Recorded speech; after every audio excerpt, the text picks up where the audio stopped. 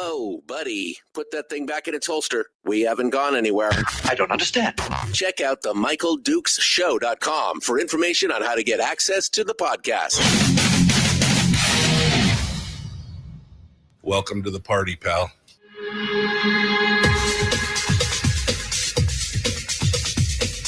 The Michael Dukes Show. The greed and the entitlement is astounding to me.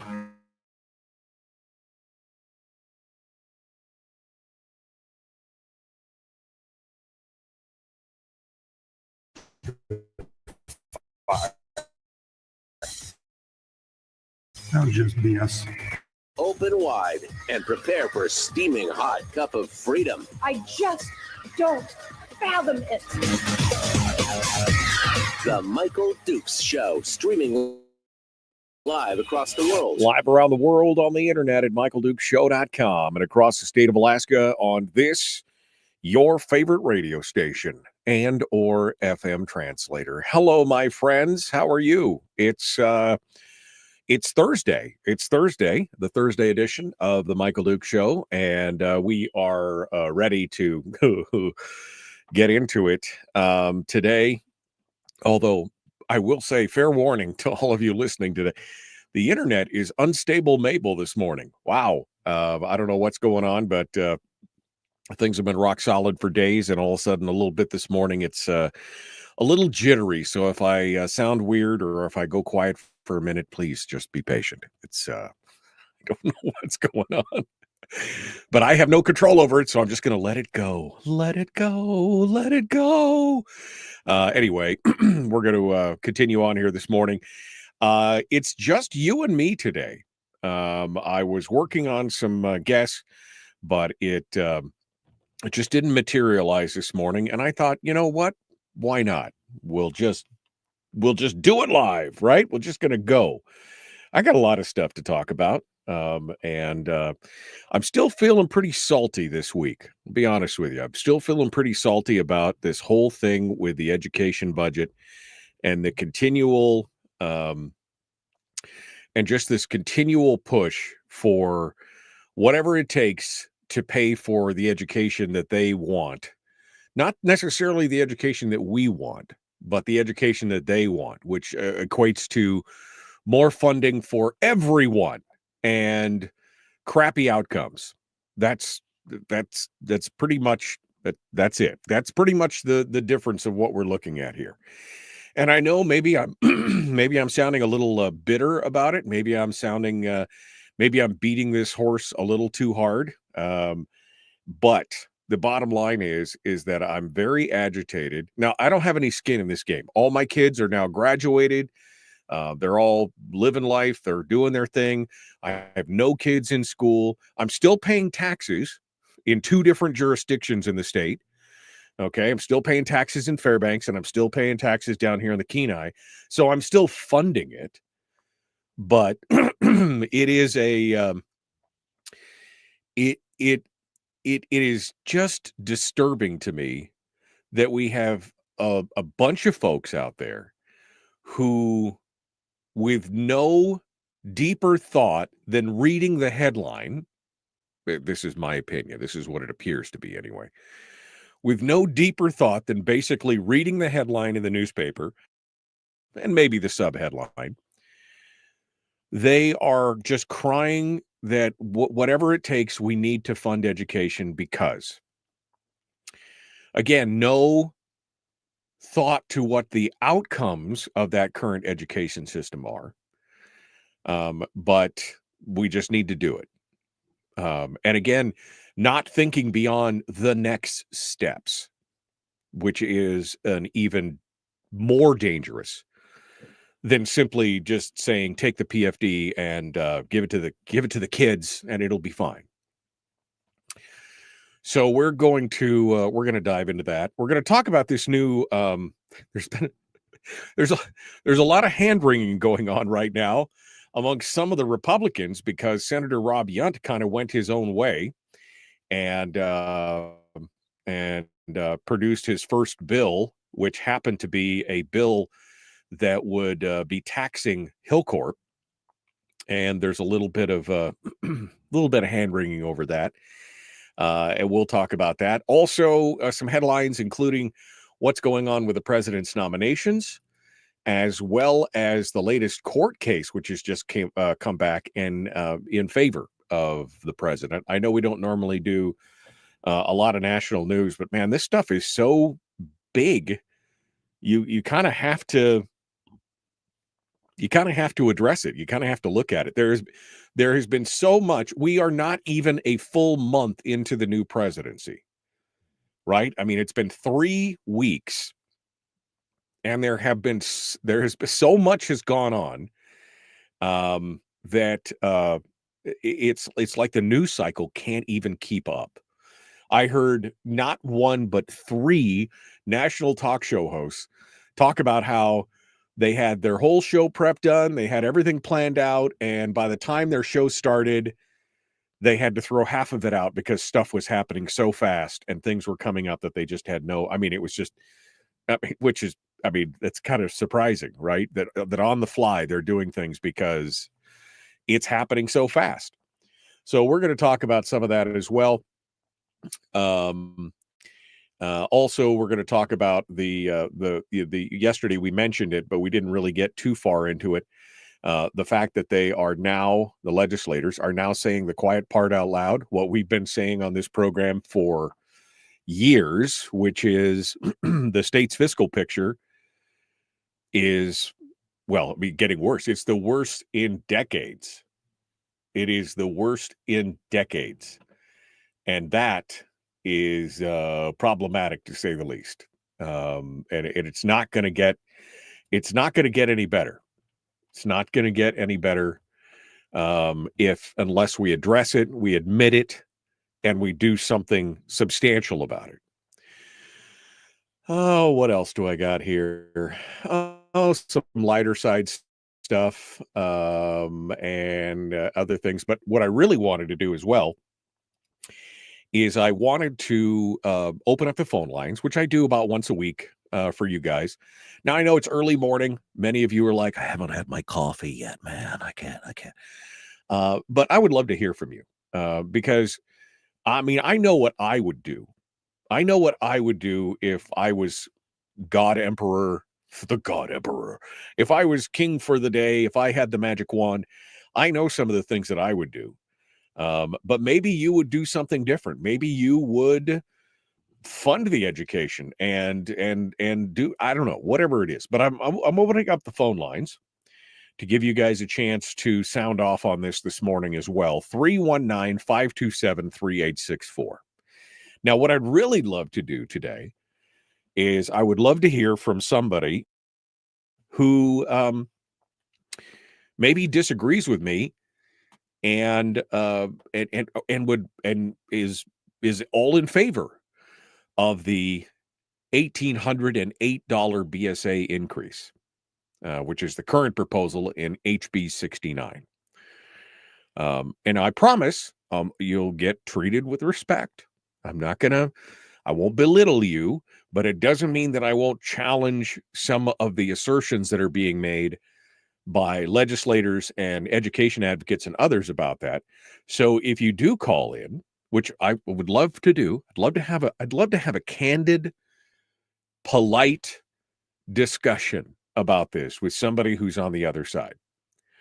And if you are willing to, I mean, again, my promise is you're not going to be belittled. You're not going to be shouted down. You're not going to be, we'll have a conversation. Maybe you can convince me that I'm wrong.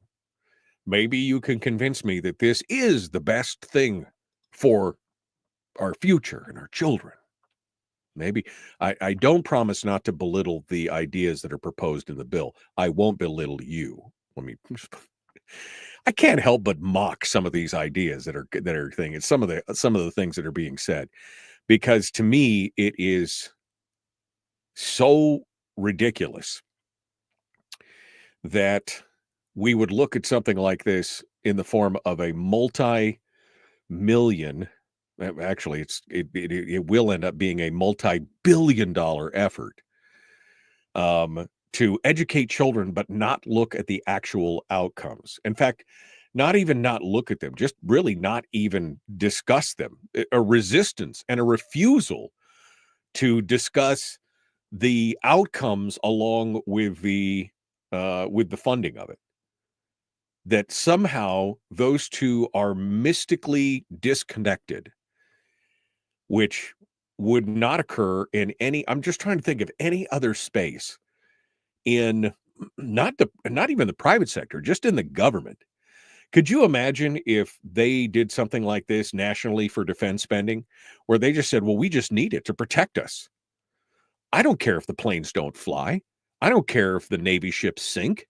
I don't care if our soldiers can't hike up the hill, because they're all fat like dukes and they can't make their way to the top of the hill with a full ruck. I mean, the outcomes don't matter. We just need the fun. I mean, I can't think of well, there's probably a bunch of programs out there that Doge is looking at that's doing just that. But for years, I can't look at something major like this and go, how do you disconnect the funding and the outcome of what you're looking for?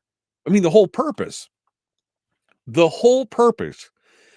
of justifying the government's taking of your money to then spend it is to produce an outcome that we can all agree is in the public good.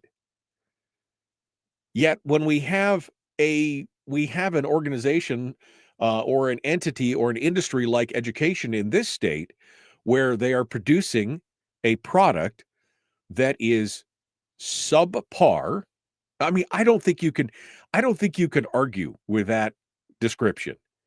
When we are 51st or 52nd out of 53 jurisdictions, and we spend in the top 5 or 6 as far as per student spending, and we're in the very, very bottom. I cannot think that you can describe that any other way than I think subpar is a polite way of putting it.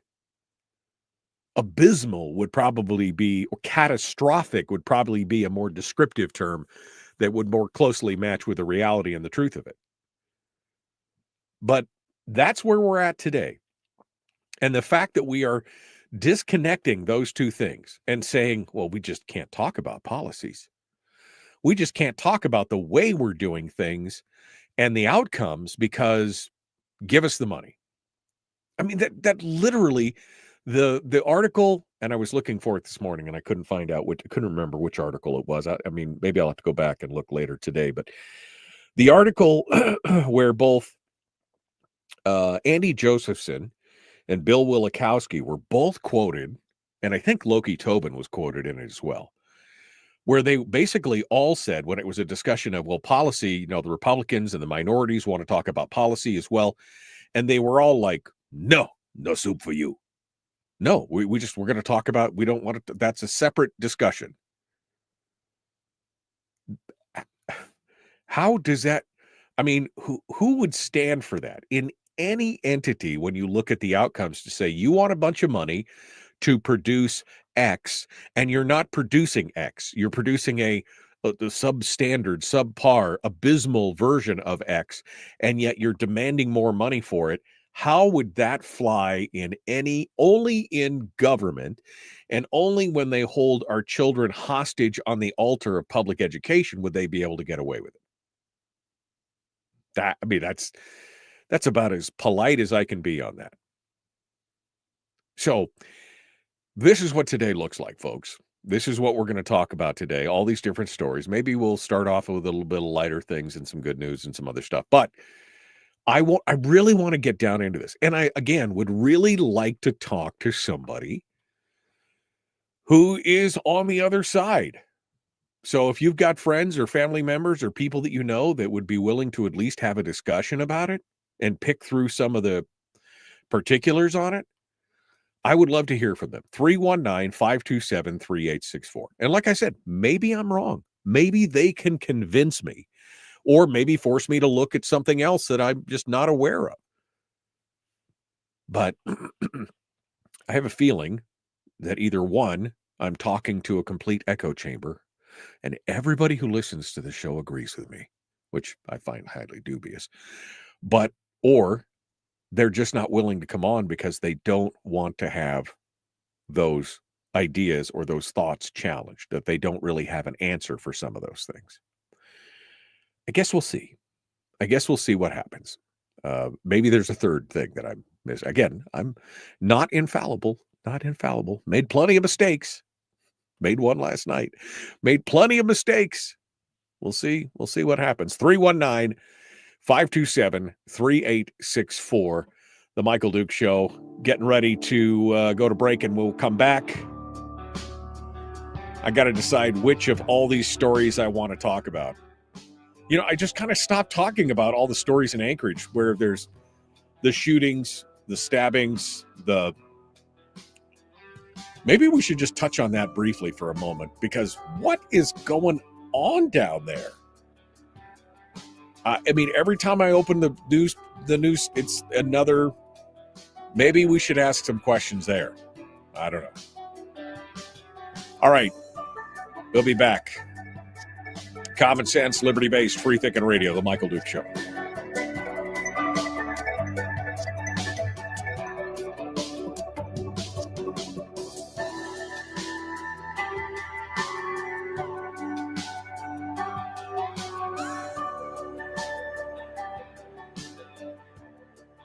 If you missed the show, you can listen to it on your time with Dukes On Demand. Oh, and it's free. Like America used to be. Streaming live every weekday morning on Facebook Live and MichaelDukesShow.com.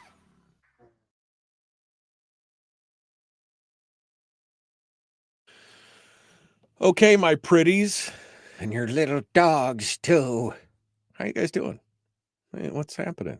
What is happening with you guys this morning? We're sorry, I'm just looking at some of the commentary in on some of these news stories. Okay. Let me I'm going down here. Seeing what you guys are saying this morning. Good morning.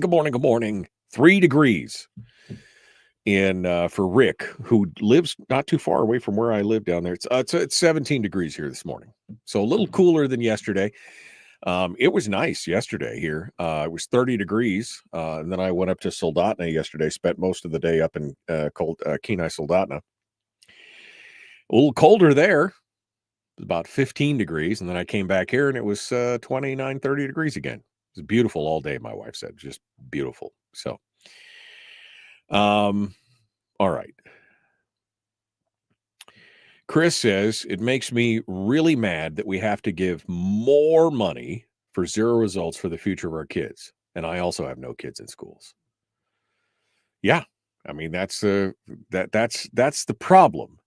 Even if you have no children, you're still participating because you're having to pay and you're still getting zero results.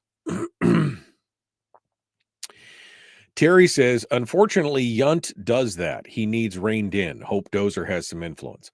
I don't know. I don't necessarily know that this bill is going to go anywhere or do anything, but I kind of like people who have their own mind. And he always struck me, Rob Yunt always struck me as somebody who has their own mind. I may not agree with this bill.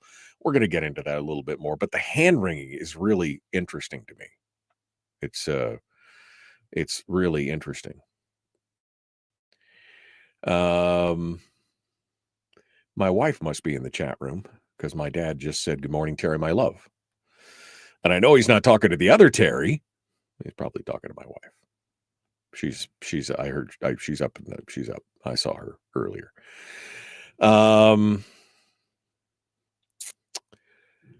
I don't think you will find any listeners that disagree with you. That's a little disappointing, quite honestly.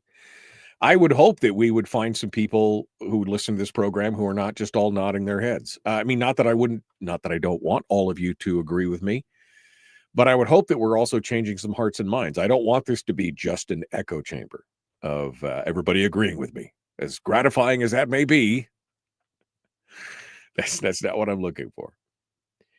Ron makes an interesting point here.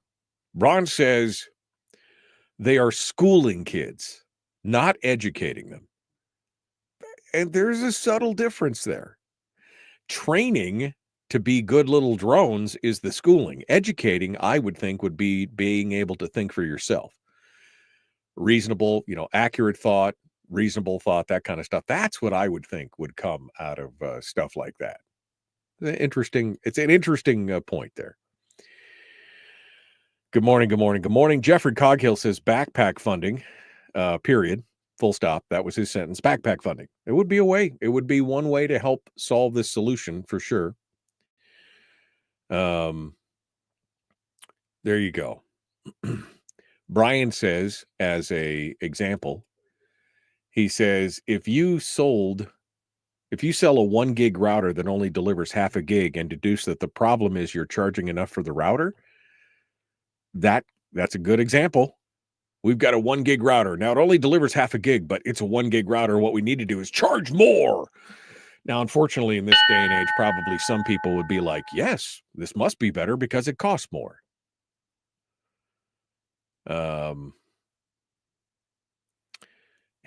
Harold says, oh, almost forgot you were on. Good morning. That's too bad. It's too bad. All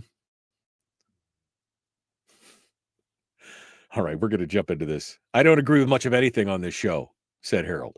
Okay.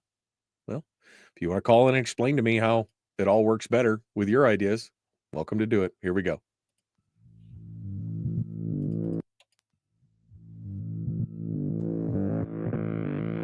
Public enema number one. Oh, wait, sorry. Public enemy number one, which makes more sense. On the other hand, he's a little bit of a pain in the Michael Duke Show. Okay. Continuing on. The Michael Duke Show, common sense, liberty-based, free-thinking radio. Our resident troll-in-chief, Harold, in the chat room says that he almost forgot the show was on this morning, and he doesn't agree with much of anything on this show. He's welcome to call in and describe to me exactly how giving all this money to the education system is going to work, and tell me, exactly what the options are as far as bringing the state finances under control. Welcome to have that discussion if you'd like. Love to see it. Lesko in the chat room says, we're a resource state. Why doesn't Alaska have much oil revenue? Well, that has to do largely with the reduction in the production. That sounded good, didn't it? The reduced production and the market costs. That's part of what's going on there. That has to do with a lot of that. And oil hasn't been a big resource in this state for many years as far as, budgetary resource. It's gone down to number 2, 6, 7, 8 years ago when they started drawing from the from the permanent fund earnings reserve. Oil revenues they got a back seat to that. So yeah, it's a good question. Let's continue on. I got one phone call here this morning. It looks like Randy in Fairbanks is calling in. So I guess we'll start off with there. We'll do phone calls all morning this morning, and let's get started. Good morning, Randy. What's on your mind? Hi there, Michael. I was just curious if you were made the principal and czar of one of these schools that we have, one of these public schools, tax finance schools, whether it's one in Wasilla or one down in Homer or something, a school, elementary, whatever it is, or high school. What changes would you make as the czar of that school, where you could you had the power to change the curriculum, you could hire and fire teachers, it's still publicly financed, but it's a public school, but you had unlimited power to change things. What would you do? If I had the power, and I've never been a school administrator or anything else, but this is from the outside looking in here, first thing I would do is I would look at the teacher to administrator ratio, and I'd say, what do we actually need to be? What is our mandate? Our mandate is to teach reading, writing, arithmetic, accurate thought, how to analyze, how to think, not just to school them, but to educate them to think. So I would look at the first thing I'd look at is administrative overhead. And if I'm the principal, do I need 2 or 3 vice principals? Do I need I don't know what it was like when you went to school, Randy, in Fairbanks. I don't know if you went to school in Fairbanks, but I went to school at Lathrop High School. And I remember there was about 35 teachers, maybe 38 teachers, something like that, all throughout the school. And the front office was made up of 4 people plus the principal. And I think there was a vice principal, so maybe 5 or 6 people. And I know that there was a nurse and that there was one guidance counselor that I recall. So that's 6 or 7 to 40. That's a pretty good ratio in my mind. And yet the ratio amongst many schools these days is 2 and 3 administrators, depending on which school, to 1 in-classroom teacher. So that'd be the first thing. Second thing I would do is I would prioritize all spending to start first and foremost in the classroom. What do the classrooms need? We obviously need to keep the buildings heated and lighted and warm and all that. That would be the second thing. And then everything else would fall after that. And as far as curriculum goes, I would find a curriculum, and unless something drastic would change, why would we need to change off the curriculum? I mean, we're hearing that a lot of times these curriculums are changing every 2 to 3 years. Find a curriculum, and if you need to tweak it, that's one thing. But to completely throw out and change the curriculum is not only costly, it also causes some discontent amongst the teachers who are learning to teach to a specific curriculum and moving in that direction. And third, if I was king and emperor and had ultimate power, I would also step up any kind of disciplinary issues. And, if the kids can't learn to behave themselves, then, they'd be gone. The parents would become ultimately responsible for them if they're not going to control the kids and the kids are uncontrollable and they're disrupting the classrooms. And then finally, I would do my best for parental engagement. Let me say that should be before the discipline issue. You should try and do your best to engage the parents, because engaged parents are the ones, that's what creates the best learning environment. That's what creates the best outcomes, is parents who are engaged. So you need to do everything in your power to engage those parents first, especially those that have kids with discipline problems and everything else. And you need to explain to them what the consequences are if they don't, toe the line and get with the program and help their kids out and tell them to stop being a disruption to every other student in the classroom. And then discipline would be the last one. So those would be the things that I can think of right off the top of my head. But first and foremost, it has to do with the spending. We have to do as much or more with less because we have fewer students. And making some of those changes, hopefully, would also make us more attractive. And focusing on the reading, writing, and arithmetic, focusing on that, on the ability to teach them to learn instead of just, rote or anything else. I think that would be the core to it. And you'd probably see, again, I've never been a school administrator, but I think you would probably see a lot more engagement from the students, and you'd probably see some better outcomes. Randy. Well, I appreciate that. Yeah, I forgot to add that to my question, to achieve a better outcome. I know you started out saying you'd look at the weight, excess that you have in the administrative staff, get rid of some of those. And of course, that would be something you could do to help the taxpayer, or help the state save money. But I was curious about the outcomes, but you gave some very good points about getting better outcomes, and that's, increasing the discipline and getting parents involved. So I appreciate that. But as far as cutting the staff, the administrative staff, which may not have a direct effect on outcome, but it may, if you use the money you saved from excess principals, excess, counselors, whatever, and hired a better teacher if you felt you had subpar teachers. Yeah, look, I don't think that the teachers themselves, I think the teachers, for the most part, probably the teachers in the classroom are the ones that are I don't know if I should say most innocent in this, but they're trying to do their jobs. And in a lot of cases, it has to do with a lot of the outside stuff, how much stuff is being, how much overhead is being sucked up by administrative costs and other things outside the classroom. I mean, how much is changing those curriculums on an ongoing basis affecting their ability to teach, and some of those things. I think the teachers in the classrooms are the ones that need to be supported. There's a lot of teachers in school that aren't in a classroom. A lot of these administrative positions are held by people with teaching credentials, so they can say that they're all teachers. But what I'm really concerned about is the teachers who are in the trenches with the students in the classrooms.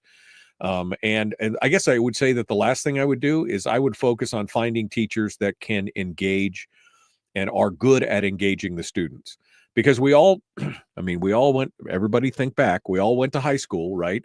We all went to school and we all had teachers that were Bueller, Ferris, Bueller. They were just boring and dry as toast, right? We got through the class because we had to.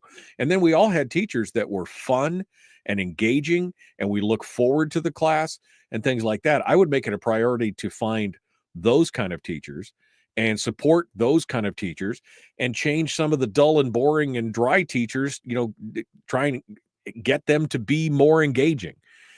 Because if you can engage the minds of the students, you can go a long way.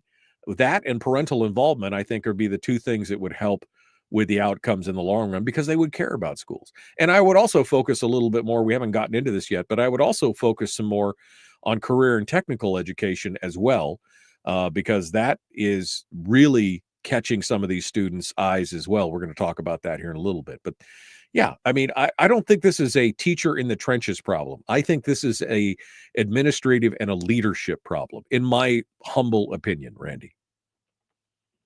Well, thank you, Michael, and I agree with everything you say. All good ideas. Thanks. That's amazing. Amazing. Thank you, Randy. I appreciate it. Thank you for calling in. If you want to call and sound off, 319-527-3864, 319-527-3864. We'd love to hear what you have to say on that. I guess we'll talk about, since we just mentioned it, let's talk about the career and technical education aspect of it. We have been discussing this on and off over the last few months, and several examples of this have come to mind. Matsu is doing a big CTE program, and they're getting a lot of good engagement and good and a lot of good results from that. There's an article from Jacob Dye over at the Peninsula Clarion that just talks about the programs now that are going on over in Nikiski, the Nikiski Middle and High School. They have a program that focuses on students learning woodworking, construction, computer design, welding, and they're capturing these kids' imaginations early on. They're working with professional grade tools, saws, welding torches, laser cutters, vinyl printers, CAD machines, doing all of this kind of stuff.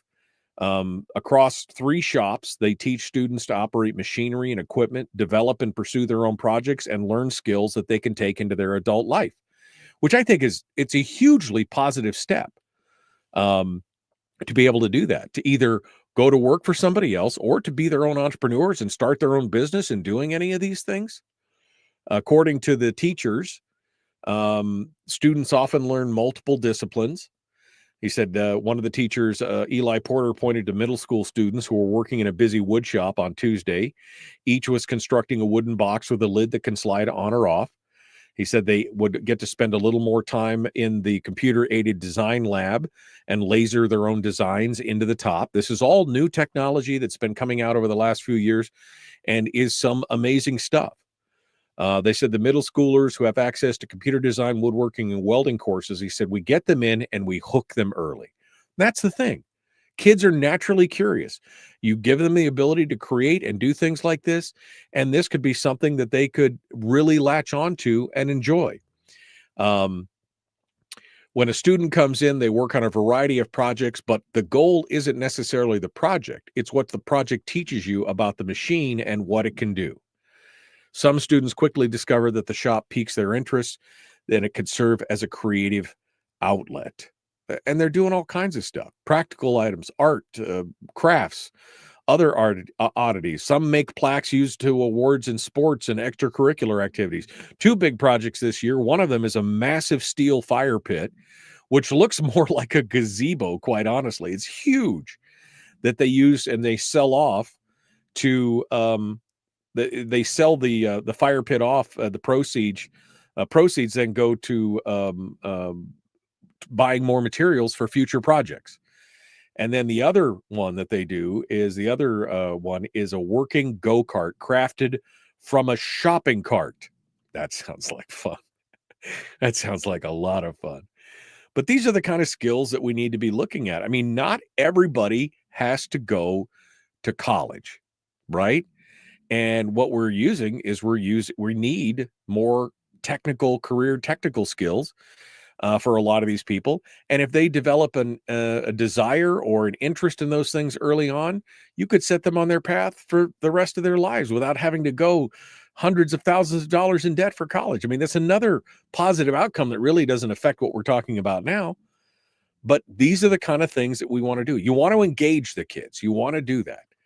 And I think these career and technical skills are a great way to pull all this together and to do it and to show them all these show them all these new technologies and allow them to do it. It should be an amazing thing. All right.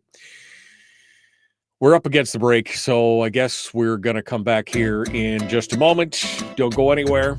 Again, the phone lines are open. If you want to talk about this with us, you want to hit me with it. 319-527-3864.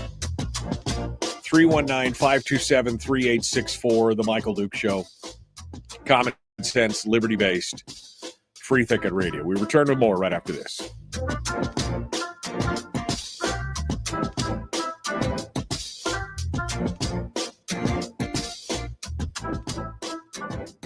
We're broadcasting live through a series of tubes, allowing all of these entities to provide streaming stuff going on the internet. Well, it's kind of hard to explain. Sorry. Streaming live every weekday morning on Facebook Live and MichaelDukesShow.com. Okay. What else you guys got here?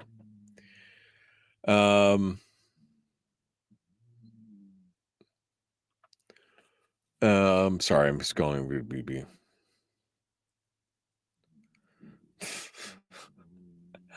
Harold says he can't find his phone. When I said he could call, he said, I can't find my phone. Besides, people call me. I don't call people.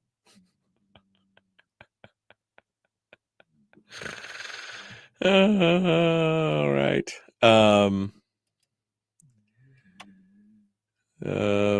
Scrolling down here, seeing else. What's it?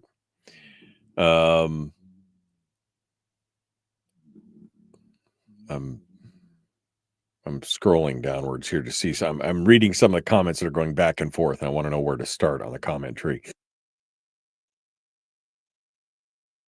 All right, let me see here. Lesko says, what is mindless is constantly calling for cuts to education as the only fiscal solution. I don't think that's what we did, but I mean, that's not what we're doing. But hey, you if that's what your takeaway is, I guess that's your takeaway on it. He also said something about the Willow project, estimated to hold 600 million barrels of recoverable oil, would spur a cumulative loss of more than $1 billion tax revenue over 10 years. Yeah, I know. Go back and watch Brad Keithley's presentation to the show here I guess it would be a couple, 3 months ago, where he specifically talks about and breaks down how more production actually equals less money into the state and why. That's an interesting discussion. Let's go if you want to go back there and do it.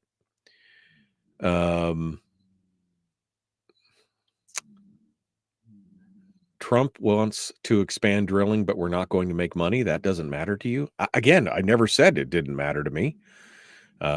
And some of that stuff is out of our control because they're talking about doing more drilling on federal land. And we, again, you can't put words in my mouth, man. I didn't say it didn't matter to me. There are things we can control and things we can't control. It does matter to me, but do I get all spun up about stuff that I can't control? No. I'm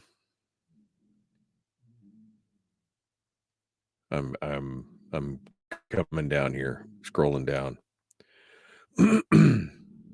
The education industry is trying to do too much, says David, besides educating our kids. Why mental health? Why healthcare? Why DEI? Why social emotional learning? They're becoming surrogate parents. And I agree. I agree. That is a big thing.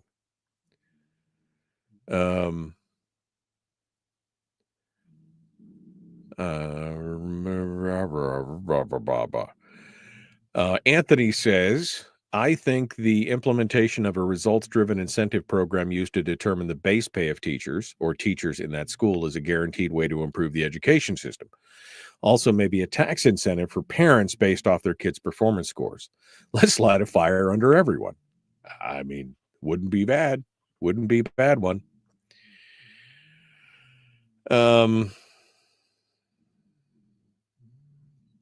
If a student is disruptive in classroom, said David, so that it impacts the learning of other students, then parents need to file a lawsuit for depriving their kids of an education. That is a solution to disruptive parents. I like it. I'm way behind here. How much time I got? I got 2 minutes. We could get the gas off the North Slope without the gas line, says Let's Go. And then he links an ADN article, which I can't follow the link to right now, but sure, we could get it off the North Slope if we dredged out and then put LNG tankers up there, but then we would need a Jones Act waiver. We need a Jones Act waiver to be able to use it because there are no American built or flagged LNG tankers in the world. So yeah, I mean, great idea. Let's ship it off the North Slope off the coast. But again, where do you take it? Because you can't take it to an American port out of an American port unless you have a Jones Act waiver.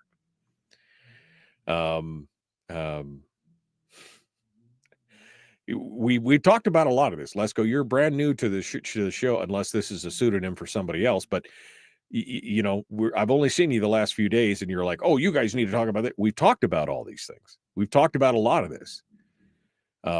I've offered that as a solution many times. So we should just pay to have the docks and the bottom dredged and get some tankers up there and get a Jones Act waiver, and let's just import gas from ourselves with tankers.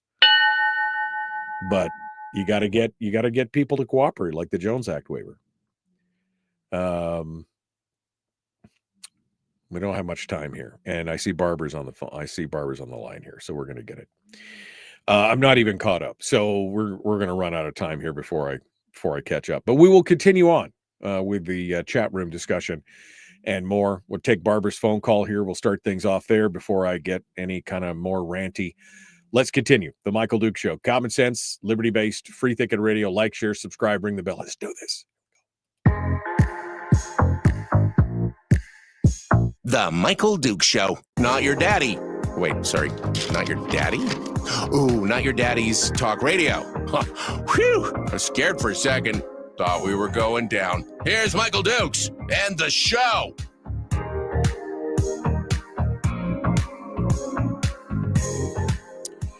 All right, we got some more phone calls here. And former Representative Ben Carpenter, actually, I was trying to get through all the comments in the chat room during the break, and there's so many of them that I didn't get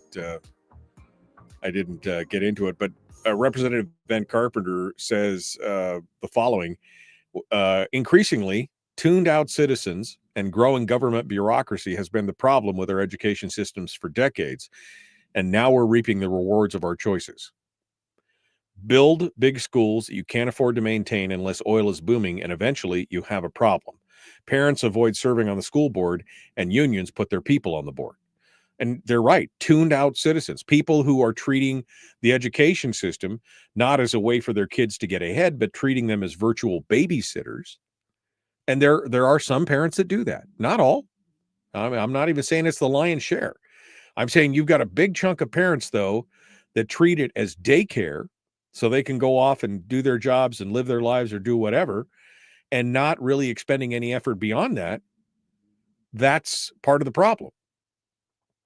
And again, building these big schools that can't be maintained unless you've got a huge amount of revenue is another problem. Not planning for a downturn and a decline in enrollment and having a plan outside of that is also a problem. There's a lot of problems here, but Ben's right.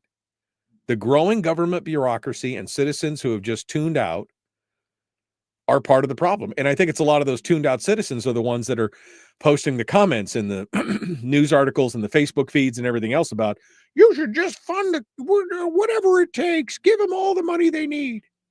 Great. What's the result? That's the question. What do the results look like in all that? All right, let's go over to the phones. Barbara is calling from up in Fairbanks. Good morning, Barbara. What's on your mind? Good morning. Well, I'm listening to this whole discussion about education, which is, a bit timely for us here in the borough. Of course, I'm talking in my own capacity here. Right. I'm not as a borough talking, assembly person. like as Right. an assemblywoman or anything. Yeah, exactly. But I just want to make sure that's clear. But if you take a look at some of the cost factors better in education, everybody likes to point to teacher salaries, and certainly that's true. But when I do sort of a deep dive on what we're paying on utilities on our military schools, Fairbanks is paying 50 cents a kilowatt hour right now. And we've got one big building, Ben Eielson Junior Senior High, that's in warm storage. And that has to be kept at 50 cents a kilowatt hour. Not only that, but when they originally made the lease agreement with the Air Force years ago, the lease agreement says that we have to return the land without the building. So not only now do we can either pay warm storage for 5 years and then destroy the building, or we can just pay the warm storage this year and look at tearing down the building for the future. I mean, unless somebody steps up to the plate and takes over the building for us. So it's kind of a conundrum. Right. And this is real money, that we're talking about. And I don't see how we're going to come up with the $60 million the mayor wants when we've got to look at the cost of tearing down that school. Right. No, I mean, this is a problem because you're dealing with the ramifications of past actions by assemblies and school boards and things like that. I mean, a lease with the government that was written decades ago that says you have to tear the building down, or some kind of negotiation at 50 cents a kilowatt hour when the market rate is, what, 20, 25 or something? 21 cents. 21 cents. Yeah. So, I mean, so you're paying over double what the market is on that. I mean, you're dealing with issues that you can't go backwards and fix in time. But yeah, it's just another piece of the puzzle of how do we make this work? It was a great idea to try and consolidate schools, but how does that work? Well, and not only that, then you have the increase in benefits cost. And that's actually an area where the state government can kind of step up to the plate and get this sort of unified across districts. That's a huge cost factor. What you're talking about, the healthcare, the pooling of the healthcare? Right. Yeah. Right. No, I mean, to me, that's a no-brainer. If you could pool together the healthcare of all 53 districts, and I mean, I think municipalities. Yeah, well, and municipal. Why not? I mean, if you could get a larger pool for all these different organizations, you're all essentially government at that point. Why don't you pool it all together? Why wouldn't it make sense? Now, who pushes back against this usually are the unions, because that would take it out of their hands, because most of the times the unions are being paid those monies and they manage the healthcare systems or the control, and it would take control away from them. That's why there's such a pushback.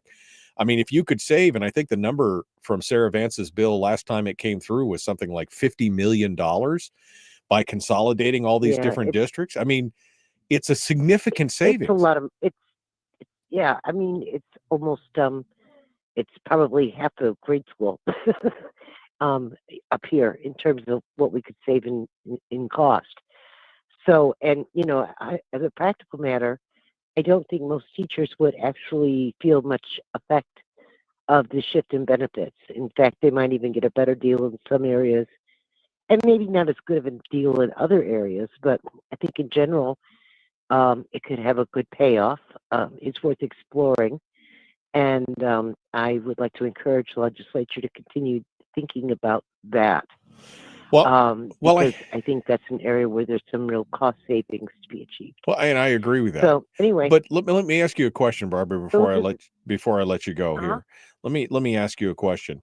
As we look at this, and we look at the education components of what's going on, the Fairbanks North Star Borough School District has been doing a lot of things trying to deal with this, cuts and closures of schools, and they've been going pretty hard on this, which I appreciate for sure. But the question is, if the school district has had a deficit in their budgets for quite a while, right? I mean, we're going on over a decade of deficits, if I remember correctly. And I guess my question is, why isn't the assembly, and I'm not blaming you or anybody else, but I'm just asking the question, why isn't the assembly going, look, you guys have had a deficit budget for 10 years. We can't keep doing this. We must balance it out. Why isn't there more pressure from the assembly, which is the monetary authority body over the school board?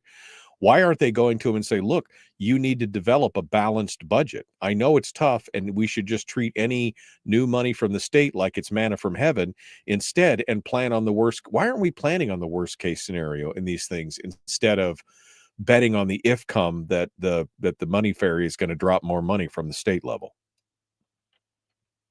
Well, as you know, Michael, the borough assemblies really have a very limited ability legally to weigh in. We can kind of put pressure on them, but the way it was set up years ago, the school district, I hate to say it, but really what we're supposed to do is give them the money and then let them figure it out. I think during your time on the assembly, and maybe a little after, the capital improvement program was put in, and that is a huge thing that really the education sector up here still doesn't grasp. They talk about deferred maintenance. Well, they haven't put the stuff in the CIPMR for us to budget, scope, and plan for. And I've really tried to lean pretty heavily on that piece. But, I can't make them. They've done yeoman's work. Melissa has been wonderful, don't get me wrong. But they still have some places to go. They still have some more cuts to make. No, I know you have limited power. We're going to have to come up with the money to deconstruct that building on the house from somewhere. No, unless our federal partners stand up and do something to the plate and help out. Yeah, I know you see how they're going to.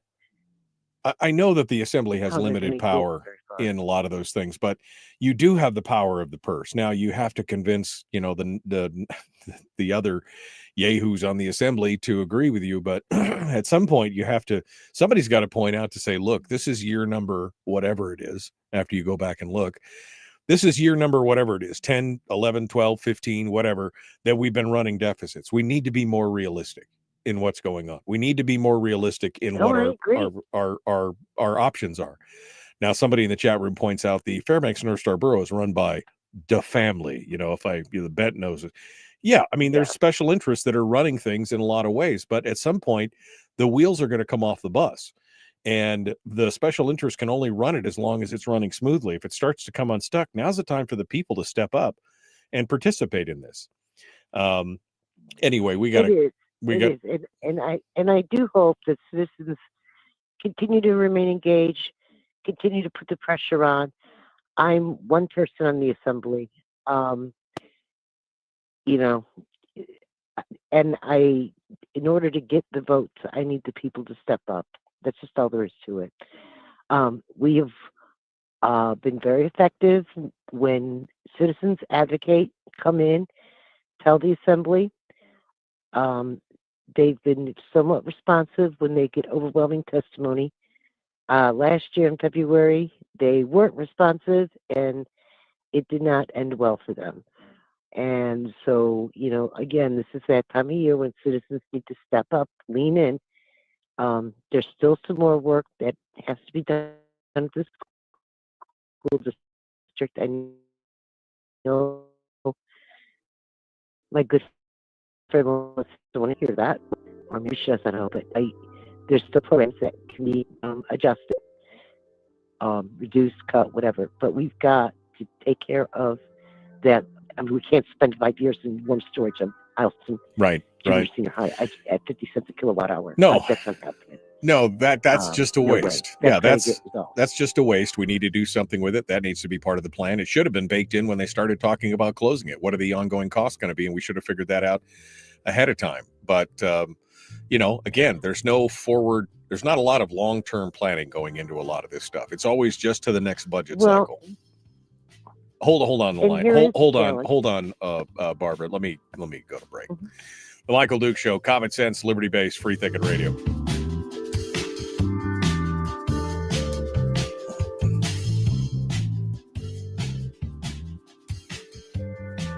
All right, we ran a little long there. Okay, Barbara. So I'm sorry. Continue your thought here. Well, to be fair, I mean the school district, once they give the building over to us, it's like not my monkey, not my problem. Right. And that's cool. I understand that. From our perspective, now that we've taken this facility, now some of them we can repurpose, like for an animal shelter or whatever. But the ones that are on the military bases, we have a lease agreement to destroy those buildings and return the land as we got it. Well, that school was 70 years old. I don't know how we received that land. I don't know that condition or state of affairs. But it does seem to me that, our federal partners, if they wanted to play a role, they could probably help with that piece. Well, and why wouldn't they just why wouldn't they just take it? I mean, if the building's only 7 years old, why wouldn't they just say we'll waive that portion of the lease? 70. Okay, the building's 70 years old. Okay, maybe that's a little different.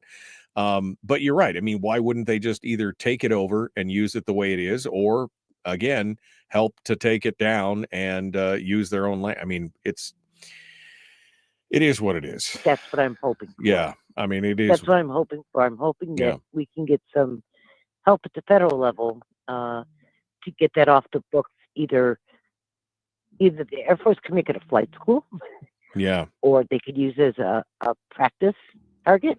Right. Yeah. I can think of a lot of things to do with it, but it is on the Air Force base, so it's not like we can repurpose that building. Right.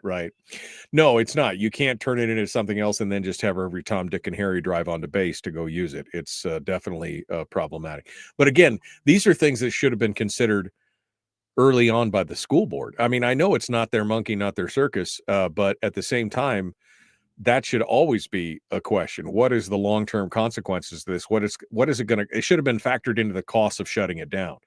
Now we're going to have to spend, umpteen $1 million to knock the thing down and cart it all away. I mean, it's problematic to say the least. All right, Barbara. Well, thank you so much for your call. I appreciate you calling in this morning. Thank you. Bye-bye. All right. That leaves the lines open if you want to sound off. 319-527-3864. 319-527-3864 if you want to sound off here. I'm just looking at the comments here to see what's going on. David Boyle says he heard rumors that the ASD superintendent, Jarrett, apparently is moving to the Kenai. Is he gunning for somebody's job, or is he just moving to the Kenai? I don't know. And again, I don't understand the hesitance. Well, I do understand why many of these districts were hesitant to do the healthcare pooling. Again, it's the unions that didn't want to lose control of the monies that they have control of in their healthcare system. They are making money to administrate those healthcare programs. And if it consolidated under one, somebody, some of those unions would lose out on those administrative costs and the ability and power to control those things. It's an issue. All right. Well, phone lines are open, so if you want to sound off, now's the time to do it. We're going to continue on here. We ran a little long in the last segment. That's what happens when I don't have my coffee. Didn't have my coffee. All right, we're going to keep things going. Here we go. Hour 2, The Michael Duke Show. Dang, that was a fast hour. I like it.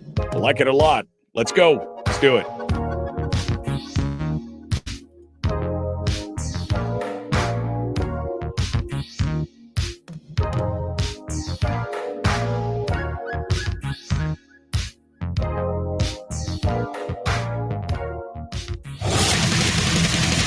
Whoa, buddy. Put that thing back in its holster. We haven't gone anywhere. I don't understand. Check out the MichaelDukesShow.com for information on how to get access to the podcast. Welcome to the party, pal.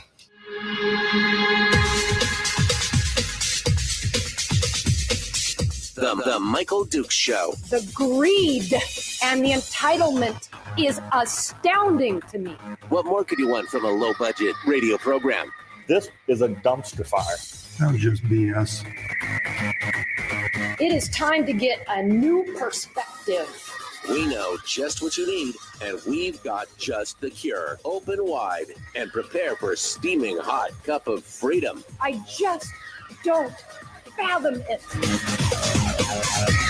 The Michael Dukes Show, streaming live across the world. Live around the world on the internet at michaeldukeshow.com and across the state of Alaska on this, your favorite radio station and or FM translator. Hello and good morning. Welcome to hour 2. Man, that was a fast first hour, wasn't it? It was going so fast that I overran the end of the hour, and I apologize. That was not professional radio. I looked up and realized that we'd gone to break about 20 seconds after we had. So my apologies to you listeners out there. You can go back, and if you were interested in what was being said, you can go back and listen to the podcast because it just keeps recording the whole time during the show. So you can go back and do that. Or you can join us in the chat room. We simulcast the radio show on Facebook, YouTube, and Rumble as well. If you want to participate that way, you can do it. Just go to facebook.com/MichaelDukeShow/live. If you want to participate in the chat room, that's the biggest group of folks are watching on Facebook this morning. But they're watching on Facebook, they're watching on YouTube, they're watching on Rumble. So feel free to go in there and do it to it. In this hour, we're going to continue ahead. The phone lines are still open. We just finished up Barbara Haney, who is on the Assembly in Fairbanks, but speaking as a private citizen, not on behalf of the Assembly. Just finished up talking with us there. But I'm looking for anybody who, because we've been talking about education, and education has been the thing we've been diving into over the last few weeks, especially because it's the biggest expenditure that they're talking about in the budget right now. They're talking about increasing the budget, which is already about $200 million upside down. We're already in deficit. They're talking about expanding it by nearly another 379 million the first year, plus another 300 million and change over the next 2 years. So by year 3, it would be upwards of $800 to $850 million more than where we're at right now in perpetuity, and then increasing every year automatically to the tune of somewhere between $52 and $60 million a year because it's pegged to inflation. So that increase will go up every year as it compounds. But it is the biggest. It's the biggest thing going on. And I have a lot of questions. I've opened the phone lines because I'd love to hear from some of the folks out there that I'm seeing on the Facebook commentary pages, from the different communities. When somebody starts talking about, they're going to cut our schools, and there's a whole hue and cry from people in the general public to, we've got to fund the schools fully. The state should step up. The state has been funding education, by the way. I do want to point that out, that while the base student allocation has remained relatively flat over the last 5-6 years, with only a 2 or 3% increase, it has increased prior to that, and there's been one-time funding including last year, $179 million one-time funding that went on top of the BSA, on top of all. Again, education spending has increased 35% over the last 18, 19, 20 years. It's a significant increase. At the same time, we're seeing a decrease in enrollment that's been projected. That's not unsurprising. COVID accelerated that quite a bit, but the decreases are projected to continue. So there's going to be fewer students going into brick and mortar schools, and the school districts know this. Many of these school districts have been operating in deficit for years. And again, that's not a big surprise. They shouldn't act like, gasp, shock, we're in a deficit. We need something to.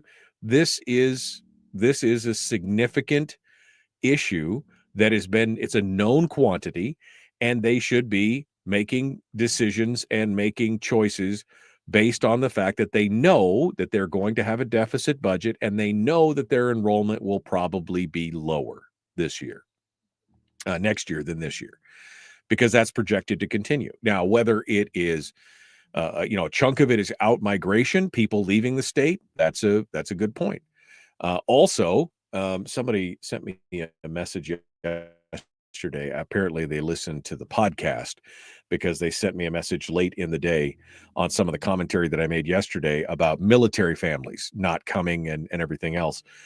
Because somebody said, well, that's why military families, that's why the military's not. You don't really have a choice. I guess you have a choice as to whether to bring your family up here or not. They said on whether or not military families are coming to Alaska, the Air Force has told guys coming to Eielson that they won't pay to bring their families up unless they have a signed lease in hand, because of the housing shortage in the Fairbanks North Star Borough.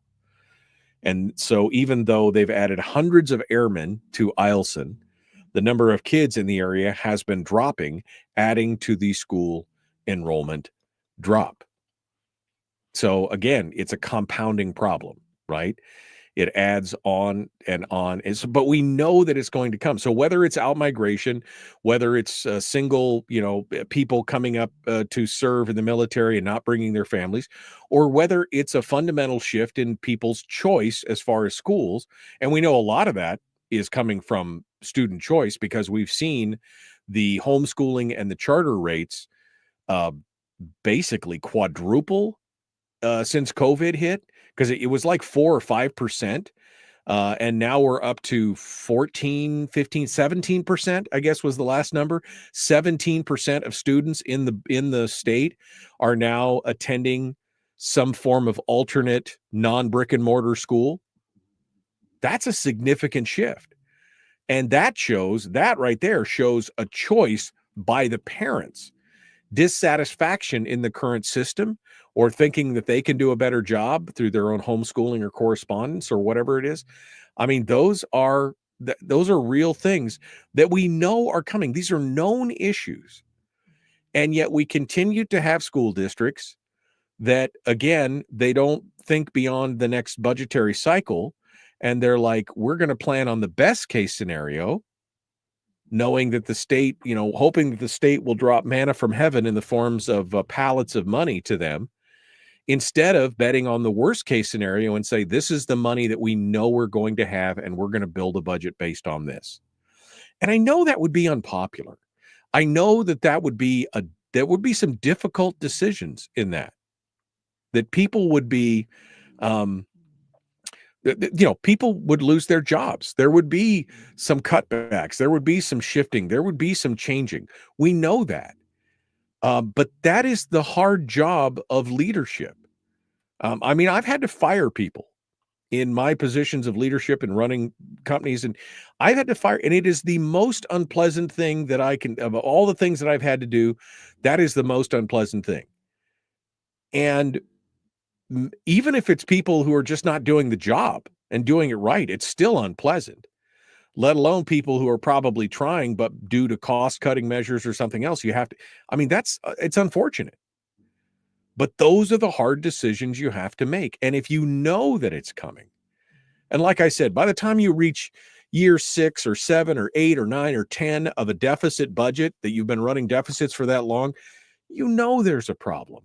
You have to make those hard decisions.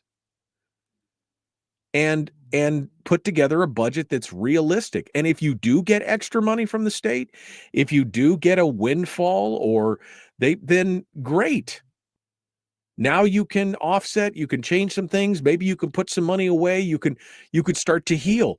But until you admit that there's a problem and you plan for that problem, it's just going to continue and it's going to get worse.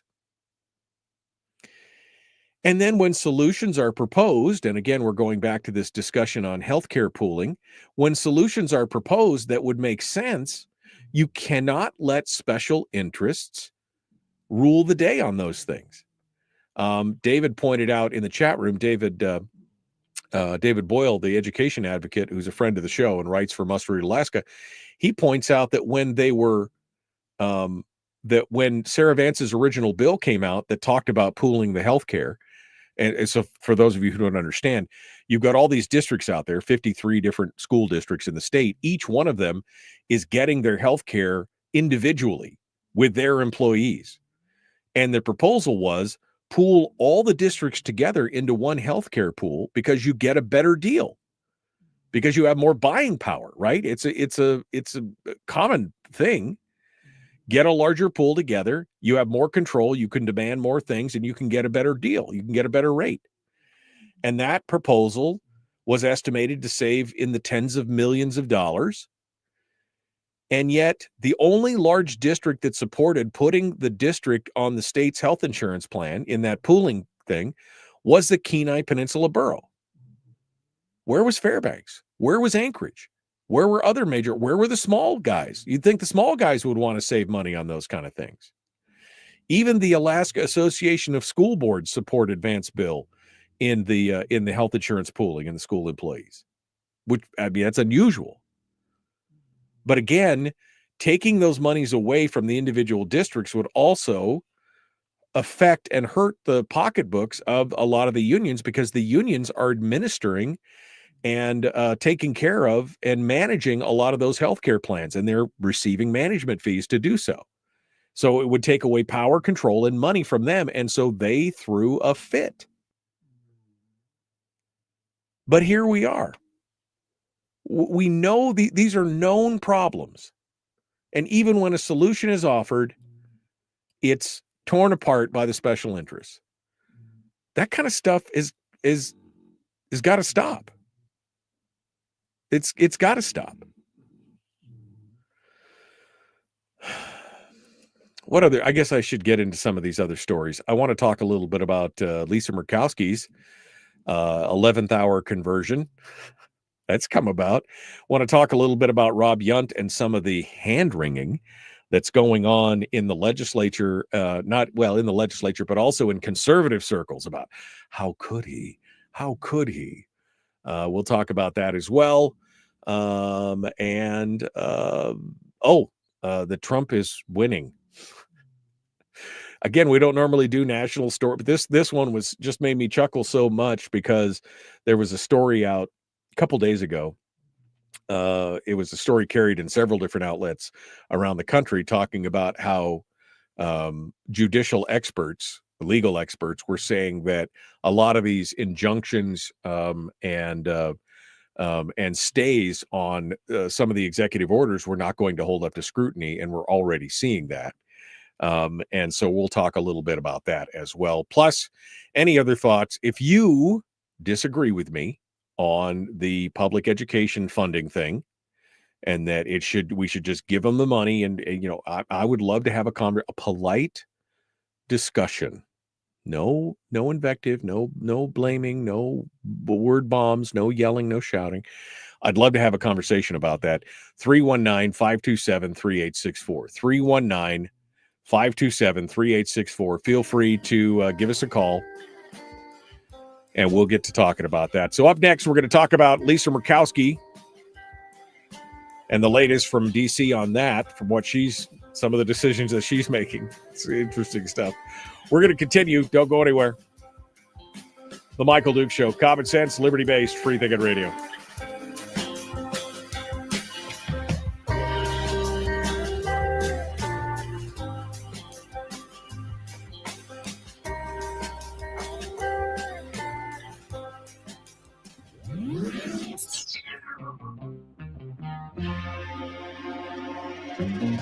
Listened to by more staffers in Juneau than any other show, because their bosses told them to. And after what they just heard, oh man, they're going to be pissed. You're a bad, bad man. The Michael Duke Show.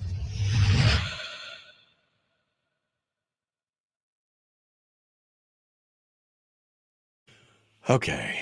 All right. Where were we? Where were we? Oh, we were over here. We were talking to you. Let me see what's going on here. Click. All right. Found it. Found it.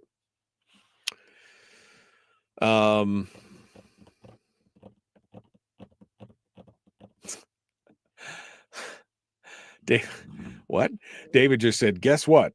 A few years ago, the Anchorage School District paid the union for health insurance for more than 700 employees who did not take the insurance. What?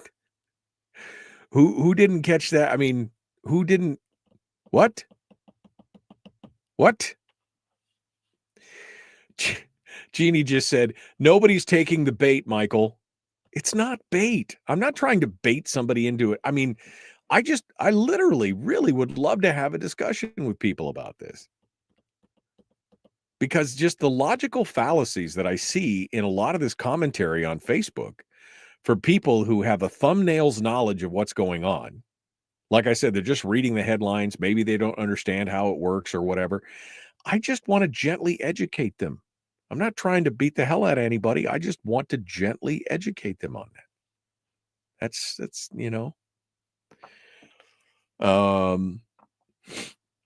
Harold says, actually, the courts are going to topple the Project 2025's House of Cards. Okay. Well, I mean, I'm sure I'll take your opinion over the opinion of lauded experts in the legal profession. I'm sure that probably would make sense for me to do. All right. Let's see. Barbara says energy costs and healthcare costs are beating districts' budgets and taking away from the core mission of the education system. And that was what I was trying to say with Randy earlier, is that if I was king for a day, that core mission of education, teaching children to learn, teaching them the love of learning, would be the core of everything of everything that I would do, including focusing on the classroom, reducing overhead, doing all those other things that I talked about. Those would all, the main thing would be that core mission of educating the kids and delivering a good product back to the community, the parents, the teachers, to society. Kids who can actually read and write, who can do arithmetic, who could think for themselves, which in some ways may seem antithetical to kind of the whole education system that we have today. But yeah, it's 100% true.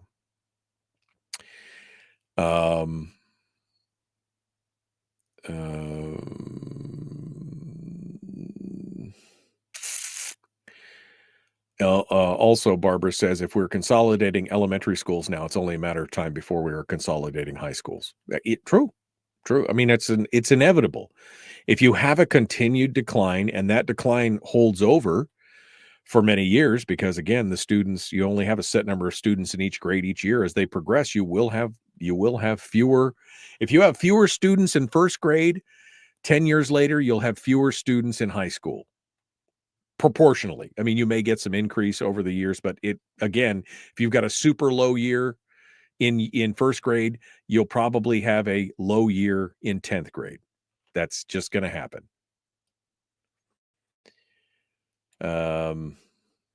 Okay.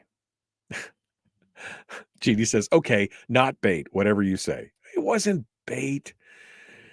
I don't do gotcha radio. Come on, you know that. That's not my thing. I don't do gotcha radio. Typical innuendo, passing poop with no basis in fact. Okay. I mean, I'll go back and pull the article. There was an article in Reason. There was an article in Politico. There was an article in the Wall Street Journal, all of them talking with legal experts about how they didn't think these stays were going to stay. But go ahead. You give us your facts of wisdom, and we'll, I don't know why I talk to him. I don't know why I do it. Conspiracies. They're conspiracies today. They're all conspiracies. All right, we gotta go. Terry's on the phone. Terry from the Matsu is on the phone. So we're gonna jump into that here in just a second. And we'll continue the Michael Duke Show. Common sense, liberty-based, free thinking row. Happy Thursday to all of you. You guys ready to go? Let's do this thing.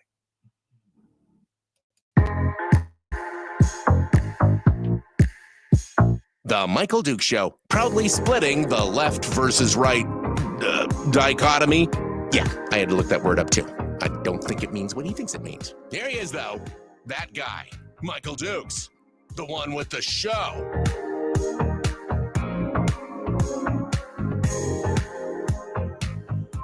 Okay, welcome back. The Michael Duke Show, common sense, liberty-based, free thinking radio. I want to talk a little bit about what's going on with Murkowski and the court cases against the president and his executive orders. Do a little bit of a national segment here. But before we do that, I got a phone call, and today it's you and me. Phone calls reign supreme.